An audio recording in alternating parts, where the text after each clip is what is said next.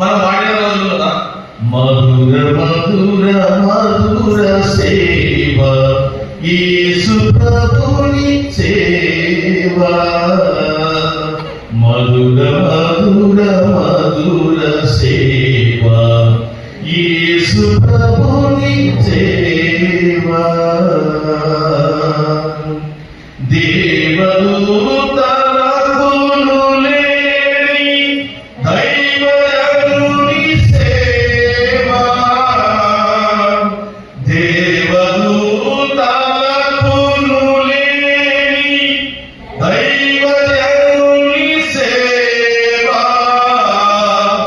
దేవసుతుని సంగ సేవ, దివ్యమౌ సువార్త సేవ,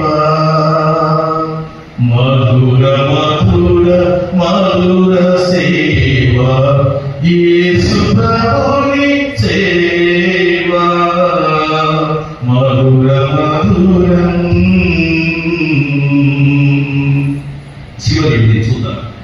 దైవజనుడ మరువకోయ్, దైవ పిలుపునోయ్, దైవజనుడ మరువకోయ్, దైవ పిలుపునోయ్,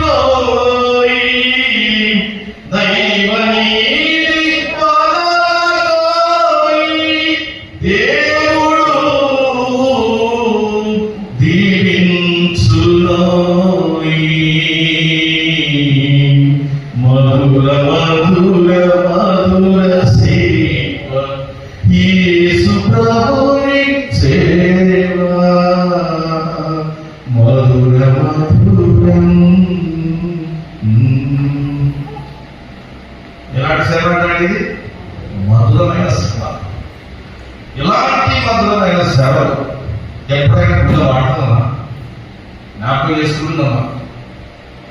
పిలిచే పిలుపును దేవుడు ఏమన్నాడు? జ్ఞాపకం చేసుకో.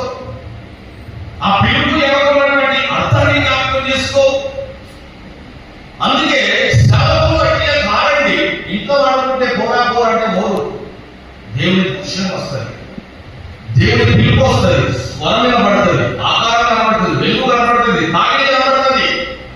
శరీరంలో ఒక రకమైన ఆలోచన భావనను మనలో మీరు తీసుకుని వచ్చినప్పుడు మనకు మనమే మాట్లాడు, మమ్మీ డాడీ నేను సేవకు పోవాలనుకుంటున్నాను. నేను కాలేజీ వెళ్తున్న ఒక ఆయన కలిసి